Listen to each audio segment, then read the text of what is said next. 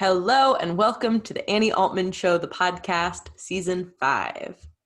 Welcome to the 4th episode in the Communication C series. That's a fun slip. I am here with the podcast's third guest. Such a good friend of mine, Michael Murphy. Thank you so much for being here, for coming on for the 3rd time, for podcasting with me more than 3 times. I love you a lot. I'm really grateful to get to communicate about communicating with you. Oh, I love you too. Thank you for having me yet again. Here we go. Okay, Michael is super passionate about different kinds of body work. He does massage, yoga, laughter yoga. He DJs, into cooking and food and giggling, storytelling, all sorts of things. What would you like to add, Michael? I'd love for you to share your Facebook tag label. Yeah, I mentioned before the show that my Facebook page has me listed as a playful participant in the web of life. And I really love that. It incorporates kind of all the things I do in that. I bring a playfulness to the things that I do. I love being active. I love connection. I love being in a body. So all of these different activities come to a culmination in that playful participant in this great web of life that we're all a part of. What are we doing here as humans? We'll figure it out. We're figuring it out. And that's what we're going to be podcasting about, is figuring it out and seeking and going towards understanding with compassion and truth and connection and all these C words and story words. So where to begin? One of the things that you messaged was about seeking and how much of communication is about that process. Yeah, and when you first asked the question, like if I wanted to talk about communication, I had a big yes in my inner system,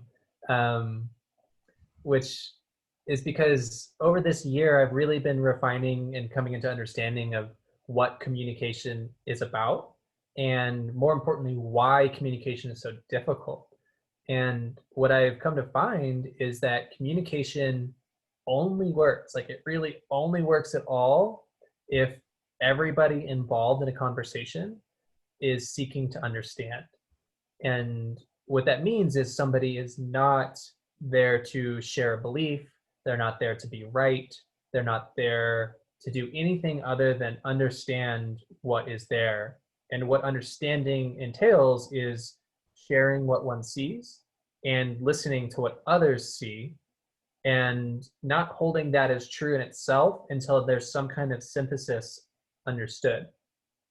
And it's really coming to this truth, and truth being inclusive. So it's not saying that that thing is untrue, let's take it out. It's understanding the context of why that thing was brought in, because it is part of this greater truth. You following me? Yes. So it's a lot about what is a debate versus what is a group project. Yeah. It's like debate, nobody gets anywhere ever. It's going to be one side against the other, trying to change somebody's mind, and it really doesn't work in human communication. But when someone's seeking to understand, they're collaborating or participating in conversation, in communication, then you have these breakthroughs and people start to really understand what's going on, because you're getting another perspective and you're getting to share your own perspective. So it's this like mutual participation that builds towards sense making.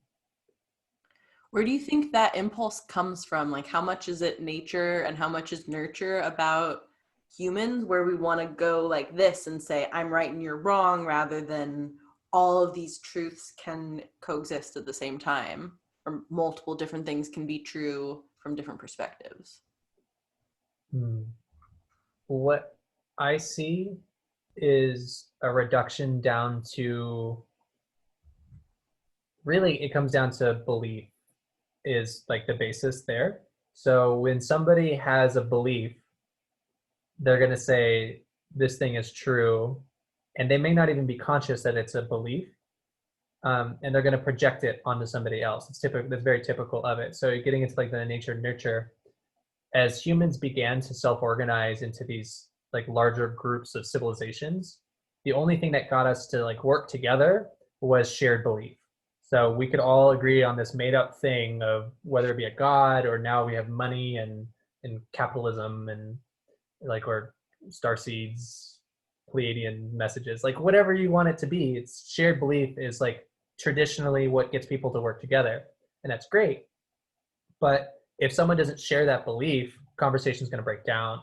So it's getting to understand what beliefs are, like learning how to identify them and understanding what they are and when they're using, and then taking back, or taking a step back from that need for that belief to be true in search of this actual truth. So the belief is never going to be fully true because it's this thought. Even if it's proving itself in the real world with real evidence, it's still a belief. It's still a thought, and it's not truth in itself.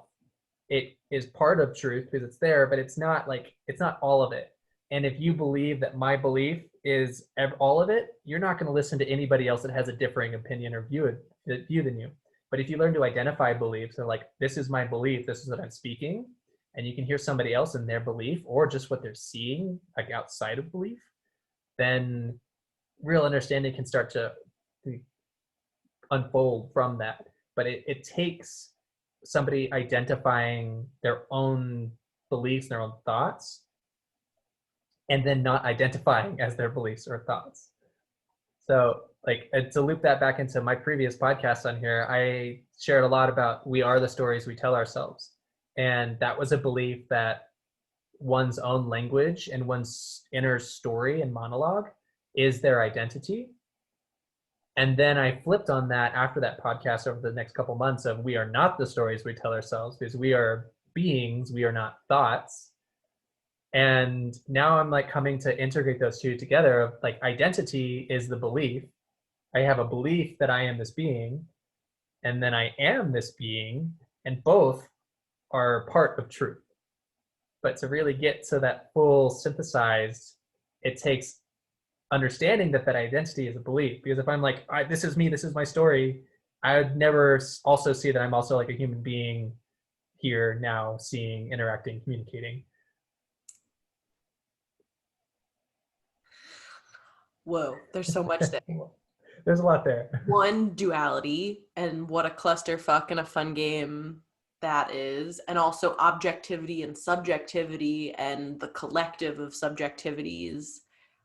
I want to start with your definition of truth, and then from there go into how do you personally distinguish, or different practices and tools, and more like what your process is like for being aware that something is a belief. Yeah, First, okay. To go back all the way to when we recorded for the very first time, and the podcast was called True Shit. Mm-hmm. And is what is this overall seeking of the capital T truth, as David Foster Wallace says, or what the fuck is that anyways, or what does that mean? Yeah. So for your first part of the question, what is truth? I was presented with a really beautiful, elegant, simple definition of truth, as in truth is what is. Whoa, so easy, so simple, and true. Truth is what is. And so that includes everything. And that's like the tagline, like the modifier to that, which truth is inclusive. So a truth of truth is inclusive. So if something excludes, that's likely not the total truth. That's not true. Beliefs exclude things. It's like, if I do this thing, then things will be good. Because that's excluding, if I don't do that thing, things will be good, right? So belief always excludes, and truth always includes. So belief is always falling short of truth. Truth is what is, which includes belief, but also includes everything else.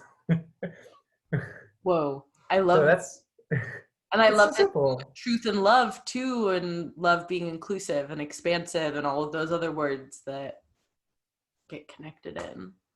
Yeah, and you can bring lots of other things into that. Yeah. You can include all the different things. Mm-hmm. And then I was hearing a second part of that question about like, how do I identify belief and how do I get to truth? Well, identifying belief, it's really difficult at first. Like if it's something that if you've only ever lived in belief, like your entire worldview is a belief structure. And not saying you, but most people on this planet, their entire world beliefs are, their entire world structures are beliefs. And a belief is anything that excludes, that's one way to look at it. It's also anything that's not directly in the moment. It's not present always. So there are one way, okay, belief is um belief is limiting. I like had to like go back through my mind and really get to that. Belief is limiting. So that gets to its exclusionary quality. Um, and that doesn't mean it's bad. Belief isn't bad or good. Belief is, and belief is limiting. So if you're stuck in a belief structure and you can't see outside of it, you're not going to see other things that may not conform with your belief. So if you're having thoughts that are limiting, that's one way to look at it. And also like thought is mostly belief. Like thought has a very direct evolutionary like operational use, and then humans expanded thought into all this other stuff. Instantiating thought, like saying that this thought thing is true because I think it, that's a sign of belief. um it's anything that's not in that direct moment. So it's like of I had an experience of a past life. Saying that I had a past life, this is true because I had that experience, is resting in the belief that my experience was true. In actuality, there's really no way for me to get back to that experience. I can talk about it and like, hey, can you see my past life? Can you see my past life, Annie? Only with the pictures you paint of it, Michael. Exactly. So that would be an example of a belief that I could instantiate, or I could just accept that experience as it was, and then use that to incorporate into my sense of truth. And it doesn't mean that it is true on its own. It's true that I had that experience, but I don't have to believe that that is part of my waking reality. And then there's also future things too. Like a really basic one that kind of like messed with my head when I first thought about it was like the sun is up now, it's going to go down, and I believe that the sun will come up tomorrow. So this is something where there's lots of like scientific evidence that the sun rises in the morning, and there's lots of reason to believe that the sun's going to do that, but it's not in my direct experience. It's not something right here. So it's in the realm of belief. Is it a limiting belief? Like, yeah, because I'd probably freak out if the sun didn't come up tomorrow, and it would really mess with my worldview. But it's not like a bad belief to believe that the sun's going to come up tomorrow. There's just really there's nothing there besides thought. It's not actually there. And so identifying these beliefs, like anything that's in the future, anything that's in the past, anything that isn't in a shared experience, something that's not a participatory experience, if it's just an inner experience and it's not something that can be shared or discussed or like come to understand in between beings, then it's likely going to be a belief. And like again, it doesn't mean it's bad. It just means that it's a belief, and it's good to understand that's what it is, and to see where its limits are, or to like seek to understand where its limits are. And another great way to understand if you're like caught in a belief structure, like that's what's running the show, is if you're getting defensive about what you're saying or what you're feeling, because that defensiveness is wanting to instantiate the belief is true rather than being unattached to it and seeking to understand what's there. It's like, oh, I'm having a reaction, not like, you said I'm wrong. Like that's seeking understanding. It's a paradigm shift in communication that is so important. So important and such a hilarious, so human thing to do, where then will get more impassioned, or I've gotten more impassioned about it before being like, oh wait, I'm getting more impassioned because I'm more attached to this as as the ultimate truth rather than this being my belief. I said pause because I was laughing internally thinking about some person, one of which is a past version of me that worshipped science as the ultimate truth, that was like, the fuck did this dude just say? It's a belief that the sun's gonna come up tomorrow and not a truth? Like, and then you brought up defensiveness, and I was like, oh, I bet someone listening could get upset somewhat to hear that about astronomy, because a past version of me would have been upset to hear that about astronomy. And so from there, I would like to flow into self-talk and also spiritual bypassing. And I'm curious how those two words feel relevant for me now to bring up, and I'd be curious your thoughts, feels, beliefs on those words and how they fit in here, how they connect in here somehow. Because we Yeah. do So, have like an inner monologue to a degree, or some, like, we're not going to be thoughtless beings that don't. yeah. Okay. So I'm starting to understand more. I was going to ask questions, but I think I get it now. Um, yeah, we have thoughts. That is true. Humans have thoughts. Or at least most humans have thoughts. I'm sure that there's some that don't. So Inclusivity. yeah, exactly. It's including. And so I have thoughts. I am not my thoughts. And the shift there is no longer identifying as the thoughts. It's not like, one way is like, okay, so I'm a licensed massage therapist in the state of Arkansas. I am a massage therapist. That's kind of like, that's living in the thought realm. I am a being. I am a human. Like, that's getting more focused into it. It's not saying that it's not true. It's just that's a belief structure that I would be instantiated by saying that. And it's a really radical shift. It's like getting right back to the root of what is happening. And when I mean that, it's like all the way back to like what is happening right now. One thing that I know for sure is I am alive. I have a sensory experience. I have thoughts going on in my head. I can include all of that, and that can all be true without any piece of that being like the truth. It's like all of that together is the truth. That really And shift from saying I'm not my thoughts. That is a piece of me, and also there's all of these other yeah, pieces of whoever I am. yeah, that's where it's like I have thoughts, but I am not my thoughts. I have a self, but I am not myself. I Yeah. am more than a concept of self.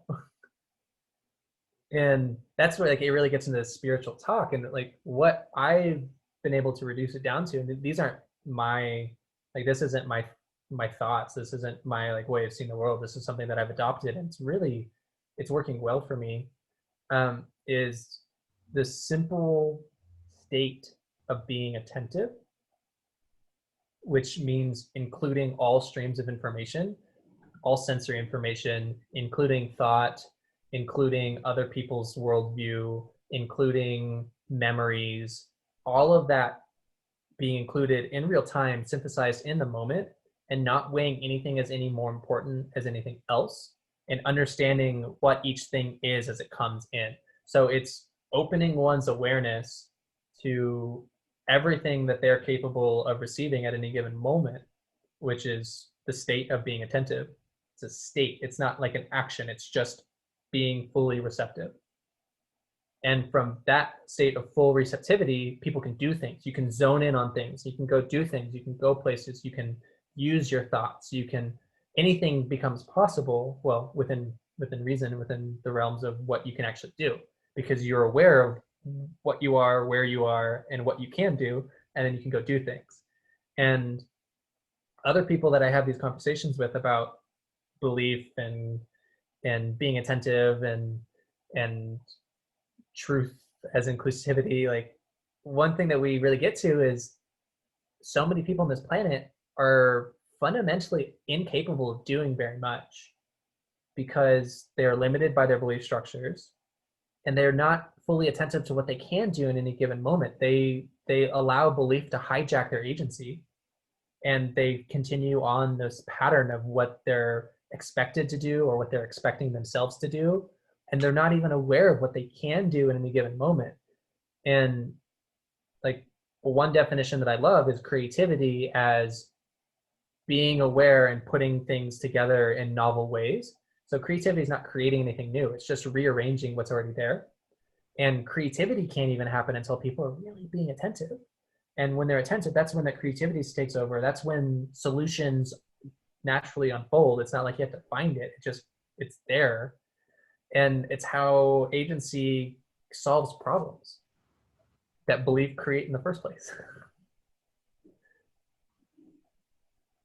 I love you bringing in other C's and having that framework for me as like, how do I make sense of this, or how do I drop my stuff or see what the patterns are of going from consciousness to communication to creativity, and putting those pieces together.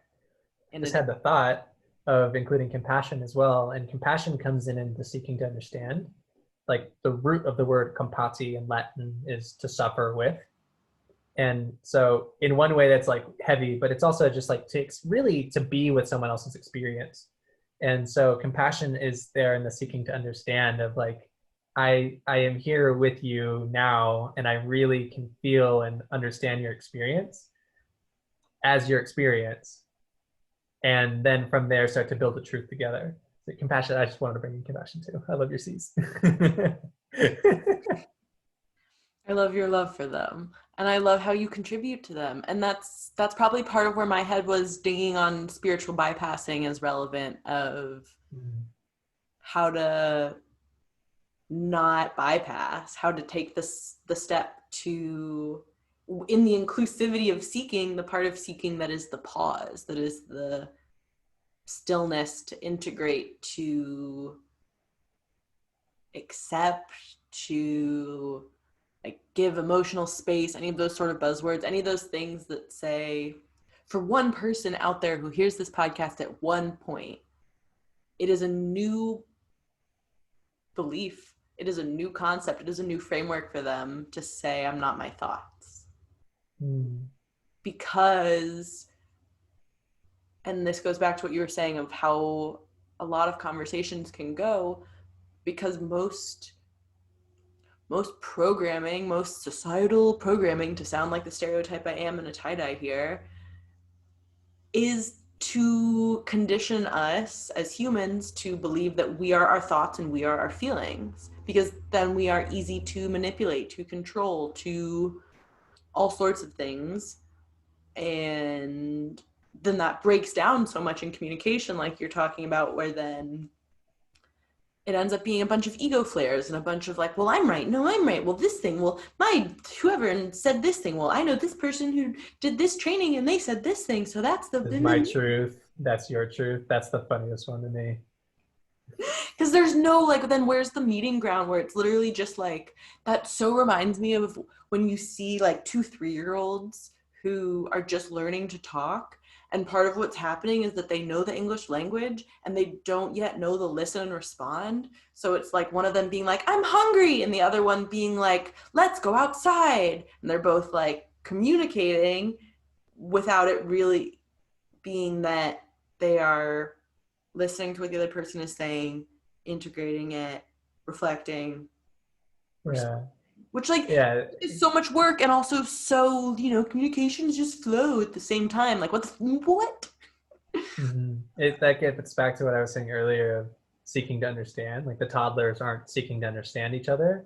They're just wanting to be heard, and they're needing to be heard. And so that's one form of communication. But when it really comes to understanding and like having constructive communication, it's not the best way to go about it. It takes some more time than, It's like that's like the 0 step that you need, that cannot be bypassed, to express what your belief is that is contributing to this larger truth. Like we do, and I've spiritually bypassed myself on that, of being like, well, no, there's this greater truth, so like my experience isn't valid at all, and that seems to hinder communication too, for me to not express.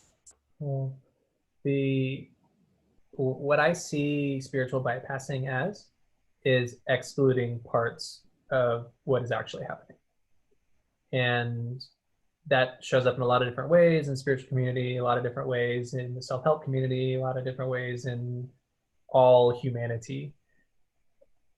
When exclusion is valued is when the bypassing starts. And when inclusion is valued and sought and really understood, like really understood what it means to include and to not exclude, then that is what I would call a spiritual experience. Spirituality, in my understanding, is learning to include more and more parts of what is actually happening, what is true. Hmm.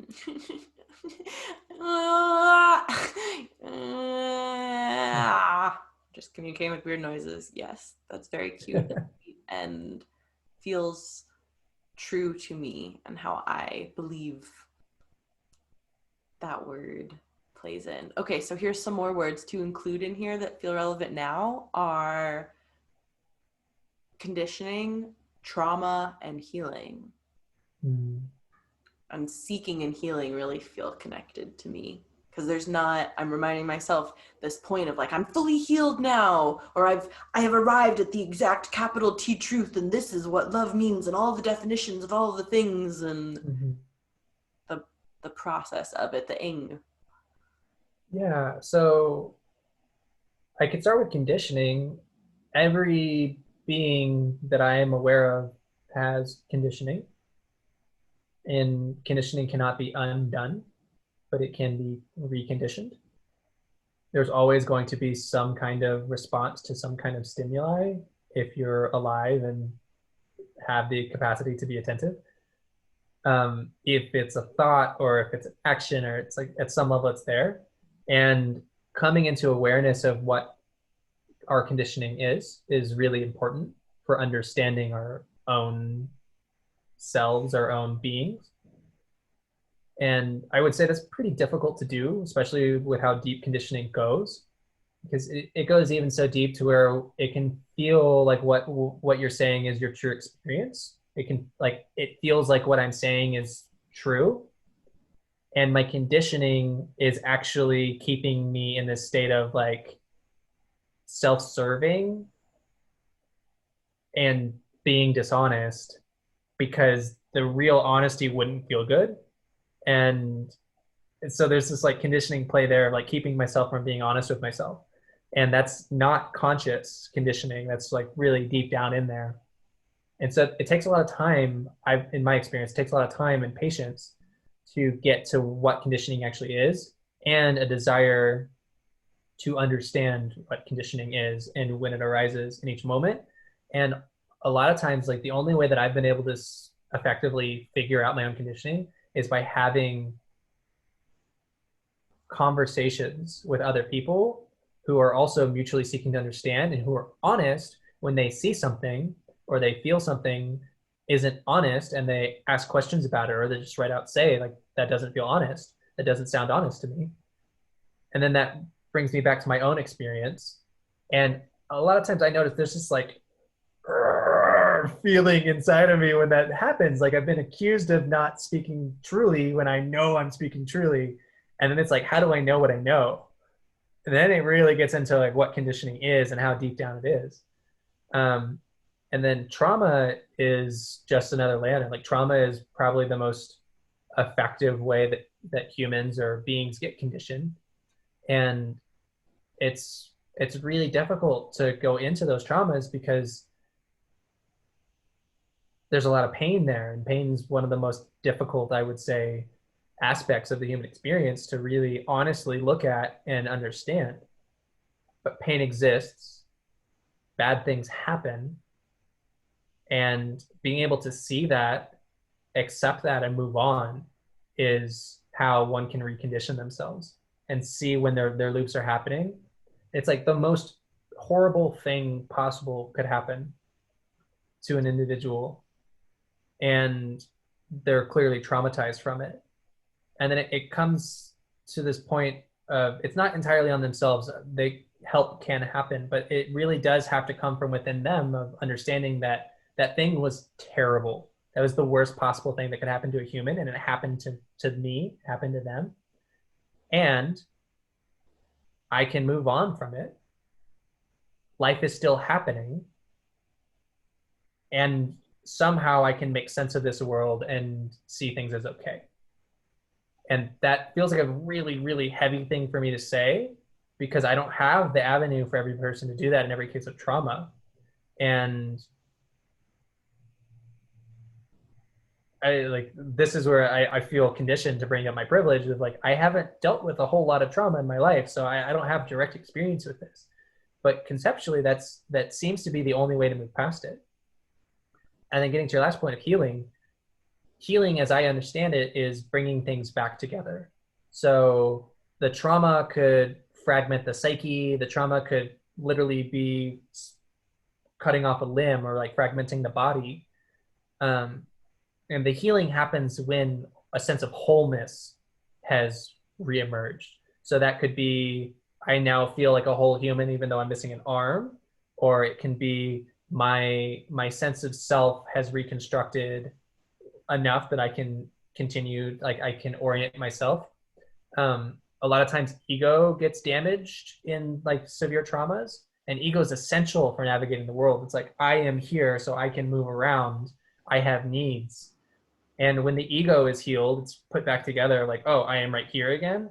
That's part of healing. There's so many different layers to healing, but it's really just that bringing back together.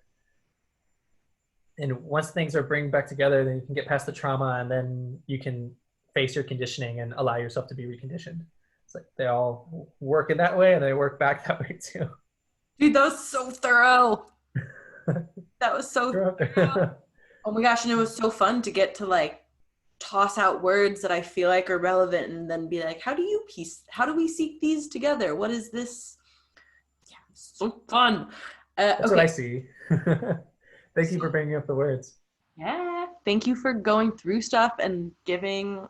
I appreciate how you give each thing attention and we can together seek and really break down each bit by bit and then see how these other things get included and in the healing of all of it. And I really appreciate you bringing up your privilege and talking about the privilege to podcast and talk about communicating and go into all of this philosophizing, and also the privilege to heal and how do we use privilege as a tool to give more people access to more healing.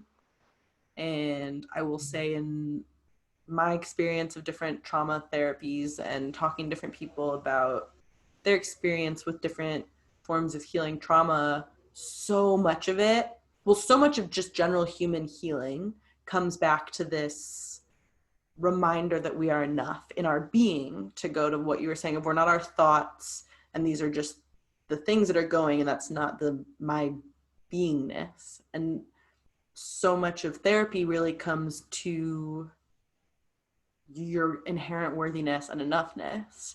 And so much of trauma therapy specifically comes to this remembering that, and remembering that's true in this moment and in this moment and in this moment, and then in this present moment that trauma is not happening. And I appreciate you bringing up that part of acknowledging how that can be in different forms of spiritual bypassing, when people are like, well, just forget about your being XYZ trauma because it's not currently happening.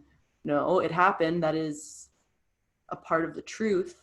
And also it's not currently happening, and that is another part of the truth. And then to go back to the first part of it, and I'm so glad you brought up, and it's the C after the C of community and the literal need to talk through our stories and our beliefs and our traumas and all of it with other people, and with people who we feel safe to have that experience come up where we're internally like, fuck you, fuck this, what? And then go through, oh, okay, well, let me seek to understand that feeling that just came up and what's going on here and why is that a part of it, and all of this spiritual of everyone being mirrors and people showing us these different parts of it from their conditioning of it. Like it's such a it's such a ridiculous game communicating it out loud, and we're all internally mind body communicating and soul mind body and all the things, and then communicating with other people about it. And it's like, of course there's breakdowns and miscommunications and ego flares. It's so goofy, as you like to say, the cosmic joke. Communication, the cosmic joke. Everything's the cosmic joke. Yeah. The cosmos is a joke. And then it's not. That's an interesting truth. Ooh. Well, so is the belief there that the cosmos is a joke? Yeah, I would say the cosmic joke is definitely a belief. It's a serving belief in that it helps those that believe it to take things less seriously. And so they get less caught up on certain things. Like laughter is a great way to energetically break up the moment, recalibrate and get back to what is actually happening, what is being attentive to the moment. But it's also not it, everything's not a joke. Like people die, suffering is, volcanoes erupt. like that is not a joke. You can laugh at it, but it's really not essentially a joke. But that belief is useful and has been useful to me for large parts of my life. Like, how do I cope with this world? And I chose to laugh at it for a long time. Now I'm noticing like that's bypassing to some degree. Like I can accept and include that terrible stuff happens. And also I can laugh when I feel called to laugh. I just don't get caught in any one of those being true all the time. Back on inclusivity and how much of the seeking is towards inclusivity, where sometimes the medicine, the necessity is laughter, and sometimes it's crying, and sometimes it's neither. Yeah, emotions, I think, have to be allowed. And we're emotional beings, so we have emotions. That's true. We are more than just our emotional process, though. That's true too. So denying the emotional process is denying a part of self. That's excluding, including that emotional process, but also understanding that we're changed. Like one fundamental truth of all things is change. So it's not I am sad, it's I'm feeling sadness now, and tomorrow I will feel something different, or may feel something different. Another C. Change. Yeah. These truths of themes that communication is part of something that I know happens. It is an thing that we do, that we need. And that is going to keep changing and shifting in all the different ways that we do it and that we go. I guess I'm kind of on the what is also the inclusivity? What is the yes and this is totally, I'm asking for how also it with the podcast as a practice of this, where communication being both this very intentional practice and also this very stream of consciousness communication and flow. And I don't have a set question as much as curious about how you accept those both coexisting and also include and flow between them as someone so you've come on the podcast 3 times now. And the first time you came on the podcast, I drafted out all of the questions I was going to ask. And I had pretty much a specific order I was going to ask them in, because I was like, this is how the conversation is going to go. I'm still in anal pre-med. This is my story. Here's how we do it. And then I think it was the one that didn't release, and also maybe some of on the second one that did, that was like super hyper flowy and in the whatever. And now on this one, we're kind of somewhere integrating in the middle, which is cool to do. And it's kind of that goofy thing too of the practicing the being in the moment or surfing. And it's like, as soon as you start thinking about it too much, then it's like, wait, now I'm tuning my head on it. And also if I'm not thinking about it at all. Yeah, thought is useful. The thought is not the thing. It really, like, I've just noticed that there are these simple underlying truths to communication and experience and actual reality that when we're attentive to those like baselines, so much more can unfold rather than allowing ourselves to just be swept whatever way or get caught up in thought. Or it takes an intense attentiveness, and it also there's a discernment there too of like what is valuable, where am I going, where are we wanting to go, what do we want out of life, like it brings us back into values. And I see a lot of value in one, like thought is useful and it's great to have thought to build some kind of structure or use thought in the moment to like recall information and all kinds of things. And it's also useful to be attentive in the moment and see where things want to go.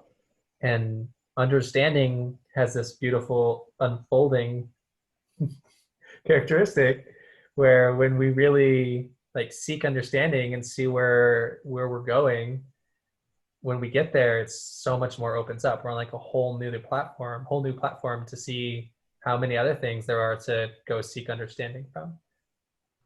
And yeah, it's like that is the journey of life in a way, or at least I would say that's the best way I've come to figure out how to live well.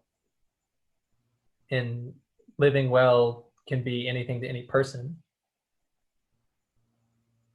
And really what it takes is seeking to understand what's actually happening. So when understanding is found is when like more capacity to live well unfolds, in my experience.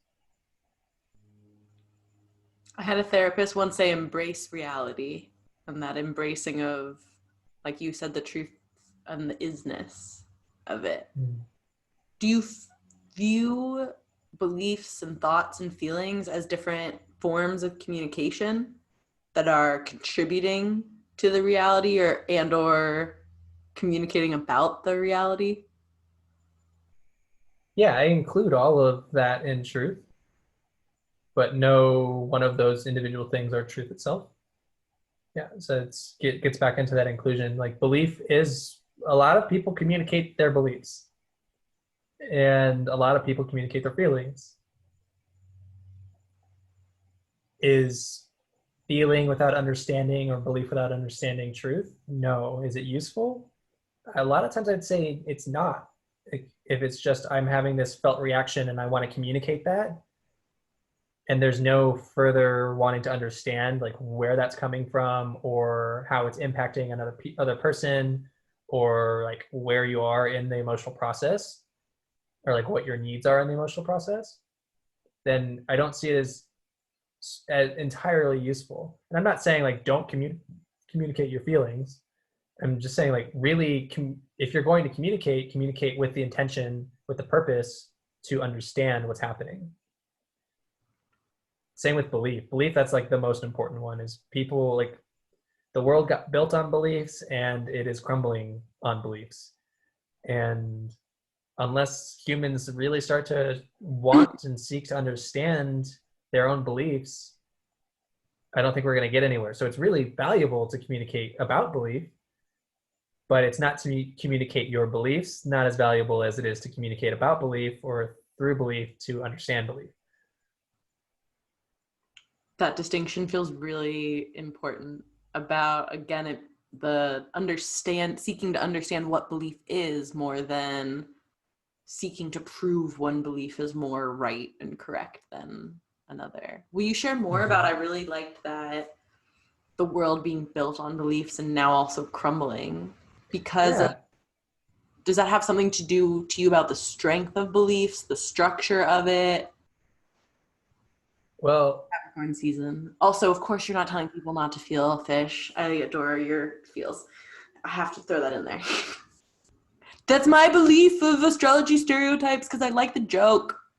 yeah, I do believe I'm a Pisces, and I do believe that I am attentive to feelings, senses.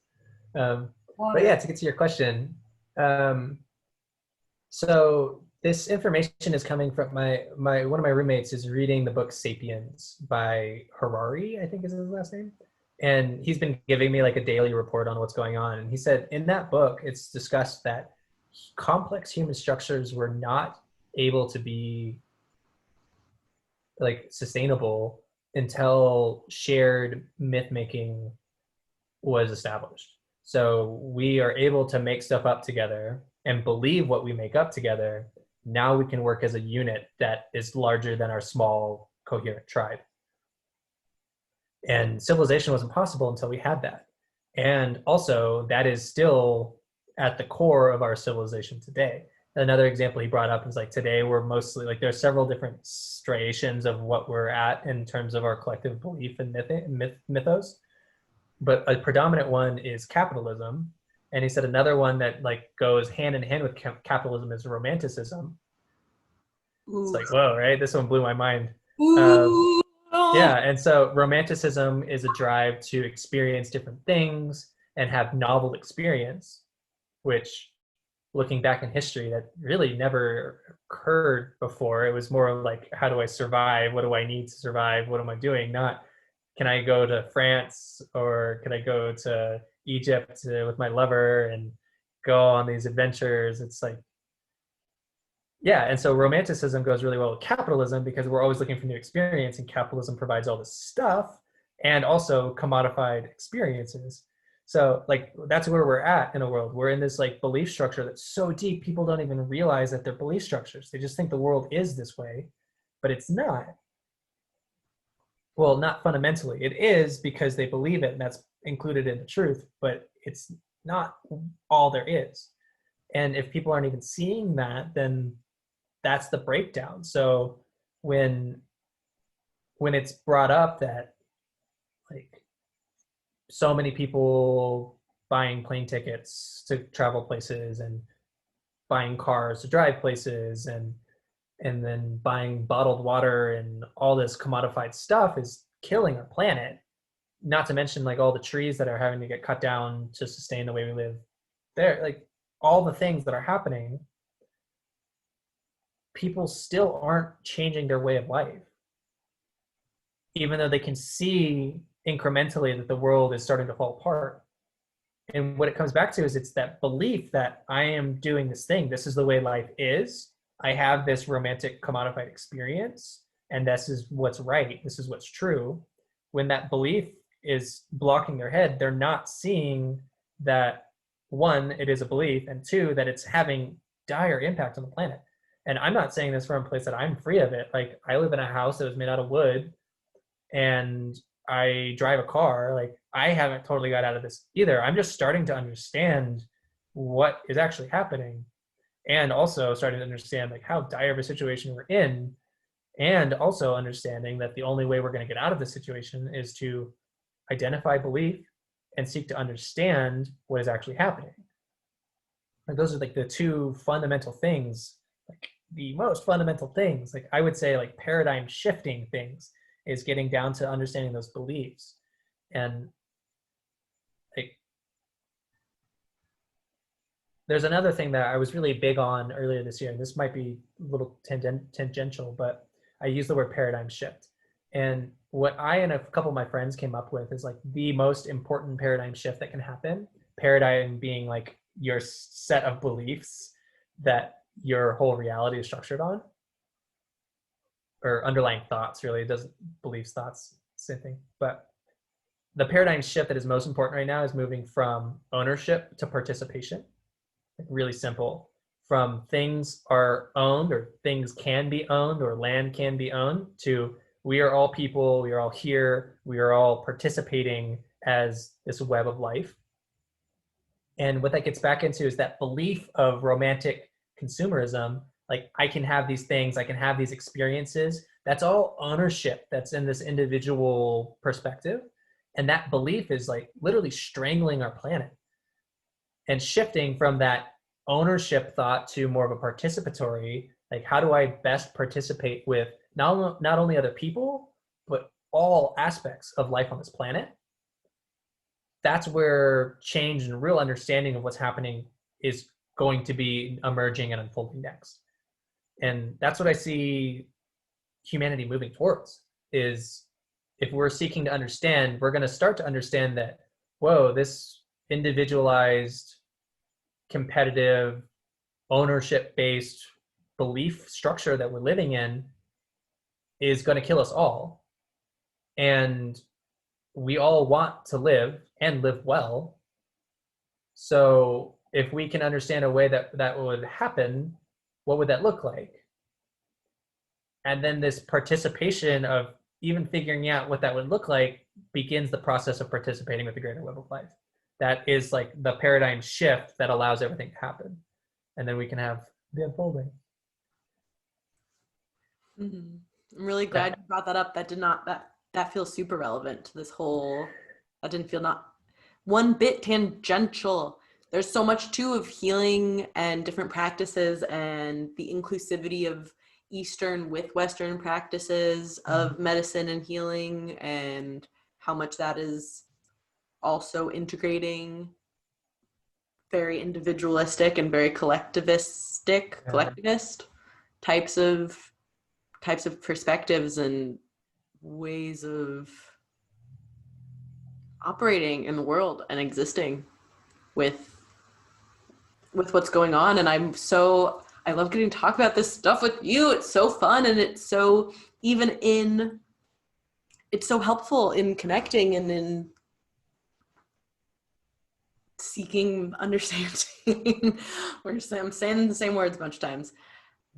To me, real communication, quote unquote, conversation is participatory. And to go again to that part of what we've circled on before here, when it gets into that my belief is right or this belief is right, and that right wrong binary debate, that becomes about ownership of the conversation and the communication, rather than it being two or more parties contributing and all participating to communication as a whole. Which then this gets into so many things to me about decentralizing things and changing stuff from different sorts of hierarchical structures to circular structures. Having it be like you're sitting in a circle and all of the parts of you and or all the parts of the community and or all of the whatever all welcome there, because they're all contributing some relevant aspect to the conversation.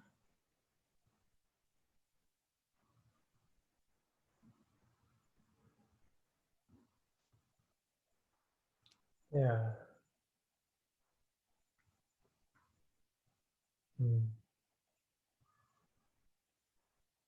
And I was just sitting with that, like people sitting in circle is just such a beautiful thought to me. And then also it's like, if you really take these ideas and what I'm saying all the way, it's eventually we'd even get past the need for that. If everyone's being attentive in the moment, it's not like you don't even need those structures. It's like, I don't need to have the belief that we can sit in a circle and figure this out. It's just being attentive in the moment, and as things arise, they'll like naturally arise. And yeah, it's going, if we get there, it's going all the way of like really fully being alive as an individual that is also an included part of a participatory whole. And the reason I bring that up is like sometimes the circle has this like exclusive, like this is our circle, that's your, like decentralizing, I think is good. Like it's going in the right direction. And then there's also this like deconstruction that has to happen too. It's not just decentralizing, it's like fully like tearing down the systems, because even decentralization is another belief. It's like you said, there's not really a deprogramming as much as there is a reprogramming. Yeah, you can't eliminate conditioning. You have to, one can only recondition. Okay, Here's the 2 words I want to somehow close this out with that feel, Cool. and please contribute any other words or concepts that feel like a part of this. What we haven't touched on yet, and that has pinged in my head a couple times, is law of attraction and physics, and how those both go together, and things where ways that they overlap, and then also how those overlap with both a personal and individual and the collective. Reality is the sum of what everyone is law of attracting or manifesting, and also each individual person's own vortex point of attraction, and the physics of karma and Yeah. acting. And I think So I'm missing, I feel like, I believe there's some other word or concept here that I'm missing. And I feel strongly that this feels like a relevant part of the seeking. yeah, and I think like this plugs right back into what I was saying about belief and understanding belief is like the law of attraction is belief that positive self-talk can bring about a more positive reality. And that belief's going to work until it doesn't. And then one would have the choice to either continue saying positive things when reality is not conforming to them anymore, or they can understand what they're doing, which they were speaking positively to themselves to get themselves more able to be in the moment, more able to be agents of their own bodies and their own experience. And then they can drop the belief and continue on with reality or actuality, or they can get stuck in that belief and just like spiral out of control. Ooh, free will is feeling relevant as part of this too. Yeah. Because I'm glad you bring up that part of like the why of doing something and how agency comes up. Mm-hmm. Yeah. I think free will Is what? is. I think it is. Whoa. It is true.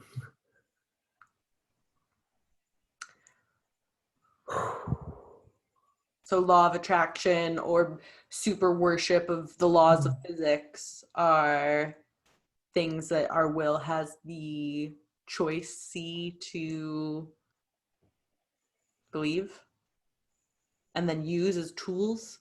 I'm not tracking that. Okay. How does this connect to communication? Um, Like, well, it kind of, you go.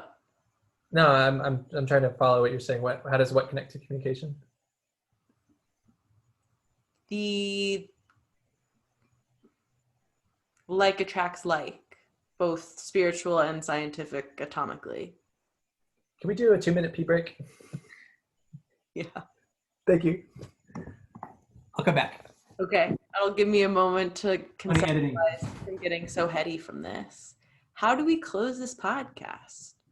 What is the seeking to understand? The inclusivity of it? How are law of attraction and physics true at the same time? Maybe that's the question.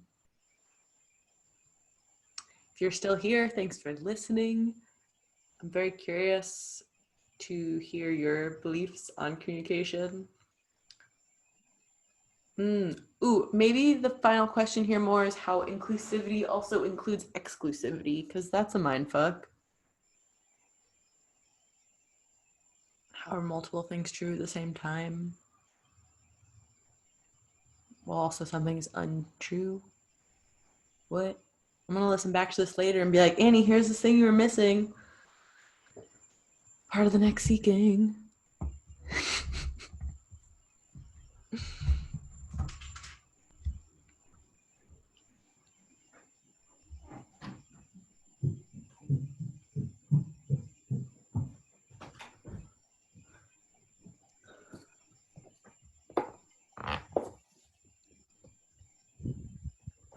That was a helpful pause for pre-concluding. I have 2 more direct questions for you. Okay, great. Question 1. Uh-huh. How are law of attraction and the laws of thermodynamics both true?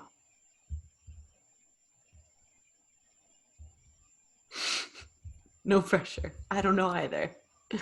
And I do, because it has to both be true. Yeah, I don't know if I have an answer for that. It just isn't. I don't think the law of attraction is true as it is. I think the law of attraction is a belief that is helpful to some people at some times. And I don't know a whole lot about the law of thermodynamics. Like, I understand them like individually, but at some point, like, I think they break down too, but it just comes down to like, those are aspects of what is actually happening on Earth right now. People talk about the law of thermodynamics and they base a lot of science off the law of thermodynamics. And people base a lot of their decisions off of the law of attraction and their actions. And so that's true that that happens. Is that truth in itself? I don't know, but it definitely is true that those are both things. You're getting at their beliefs, they're not truths. It's true that they both exist. Yeah, and I wouldn't say as heavily about the law of thermodynamics. Like, that's something that seems to be more able to come to like an actual understanding of, like, how that operates in the world. It might be like, these are the laws is the belief part, but even though it's a very like useful belief, yeah, I don't feel like I have a really strong response to that, other than like, they're both true because true includes everything that is. It's not a super strong question, and I'm definitely at the sort of brain philosophy mush part of all of this processing. So in the mush, to conclude on, with meta and philosophy circles, how does inclusivity include exclusivity and boundaries, and how is there space for, okay, well, this is not my truth, or that's a belief and not a truth, then I'm definitely, this is the end of the thinking out of this amount of time. Yeah, and it's a great way. That's a great place to end it on, because that's, I think, the most difficult part of understanding inclusion is like, exclusion is a thing too, and you include exclusion. So people do exclude others because of beliefs.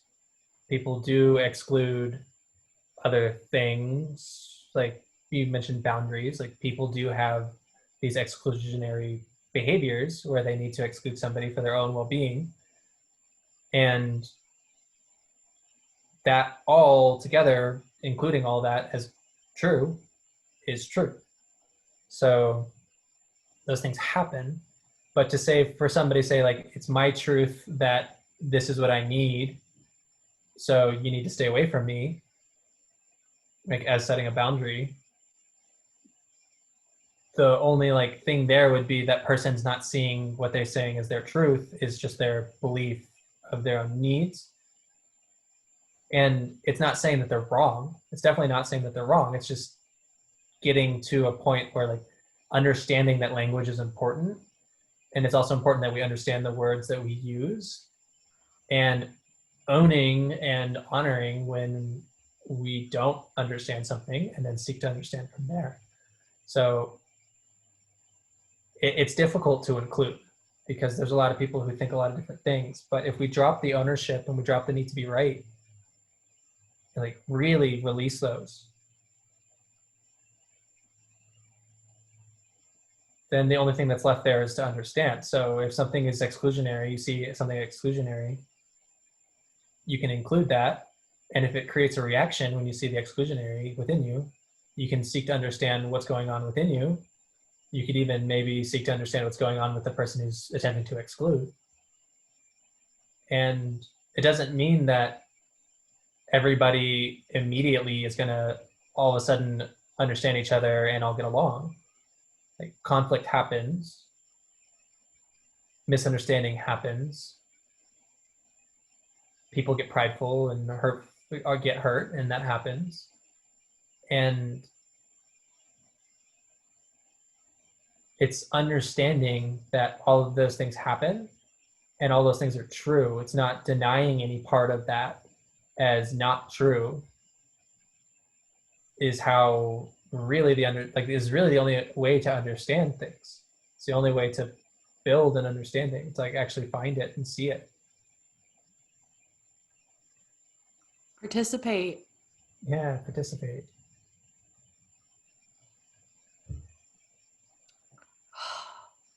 Whoa, we covered a lot of ground. It feels We to me did. that is my belief of this. Whoa. I really appreciate getting to communicate with you and practice including the different perspectives. And yeah, this was really fun to get to like prompt and guide with different questions and see where it goes and see how we can include all these different words in this one word or these other one words. Oh, cool. Yeah, it's been so good. Thank you for having me yet again. I'd love to do a fourth one sometime next year. I'm ready. Yeah, we'll One, see where my crazy train of thought has gone by then. I'm so excited to hear it. Oh, thank you so much for coming on. I'm really grateful to get to have you as the first third guest and as a friend and a human to get to communicate and seek understanding with. Oh, thank you so much, Annie. I love you. Thank you so much, Michael. Mm-hmm. Thank you, listeners, for tuning in, and thanks for being you.